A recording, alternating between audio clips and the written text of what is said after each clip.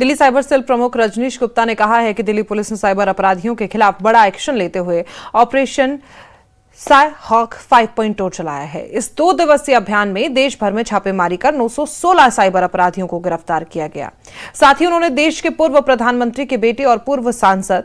नरेश गुजराल के 7 करोड़ रुपए की साइबर ठगी का मामला इसमें सामने आया है, उस पर भी उन्होंने खास बातचीत की है। साथ ही Rajnish Gupta NEET re exam को लेकर भी उनका कहना है कि पेपर लीक के इस पूरे खेल में सोशल मीडिया की भूमिका को क्या है उसके बारे में बताया। साथ ही टेलीग्राम के बाद अब किस प्लेटफॉर्म पर साइबर अपराधियों की नजर है, इस पर भी उन्होंने जानकारी दी है और क्या तैयारी है इसके खिलाफ ये भी बताया है। 16 और 17 जून 2 दिन ये ऑपरेशन 48 घंटे चला और इसके अंदर I4C की मदद से जो हमें डाटा मिला 31 मई तक के डाटा को लेकर हमने 15 जिले क्राइम ब्रांच और IFSO यूनिट में बांटा। माननीय CP दिल्ली श्री सतीश गोलचा जी के नेतृत्व में पूरा ये ऑपरेशन को अंजाम दिया गया और लगभग 7000 लोगों को हमने इन 2 दिनों में राउंड अप किया, जिसमें 916 लोग अरेस्ट किए गए। इस ऑपरेशन की सबसे खास बात ये रही कि ना सिर्फ हमने उन FIRs पे काम किया जो पुरानी थी, बल्कि जब हमने एक पैटर्न देखा कि NCRP कंप्लेंट्स जो दिल्ली में हैं उसमें ज़्यादातर APK बेस्ड फ्रॉड हो रहा है और मेलवेयर एज ए सर्विस, यानी आपके अकाउंट में या आपके मोबाइल में किसी न किसी सोशल इंजीनियरिंग ट्रिक से वो आपका चाहे APK फाइल भेजता है, चाहे वो SMS में कोई लिंक भेजता है जिससे आपका फ़ोन से कुछ हज़ार रुपये चले जाते हैं। तो उन पर काम करके हमने इन पे फ्रॉडस्टर पर काम किया। इस पर्टिकुलर केस के अंदर बॉस स्कैम जैसे है ये, तो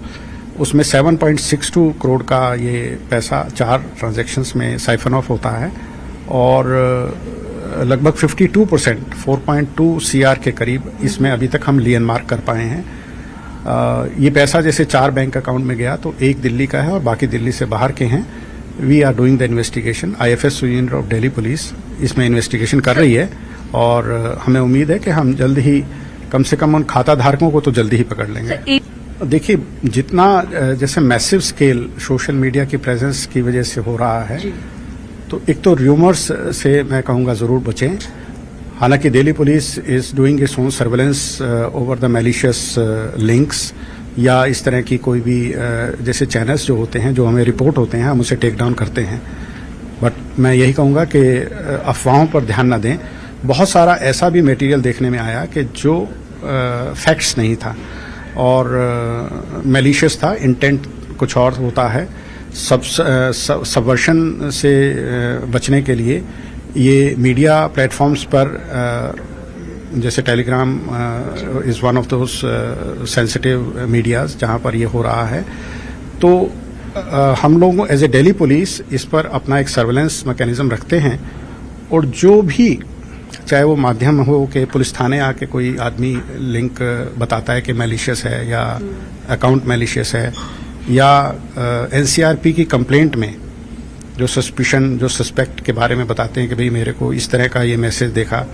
या कोई और इन्फॉर्मेशन जो हमारे सर्वेलेंस के माध्यम से आती हो, इन सभी सर्वेलेंस से या इन्फॉर्मेशन के माध्यम से या NCRP पोर्टल से जो भी हमें इन्फॉर्मेशन आती है, हम उन हैंडल्स को, चैनल्स को या URLs को ब्लॉक कराते हैं और इन्वेस्टिगेट भी करते हैं कि वो कहाँ से आ रहे हैं। अदरवाइज एज सच कोई स्पेसिफिक अगर केस होता है तो उसको इन्वेस्टिगेट भी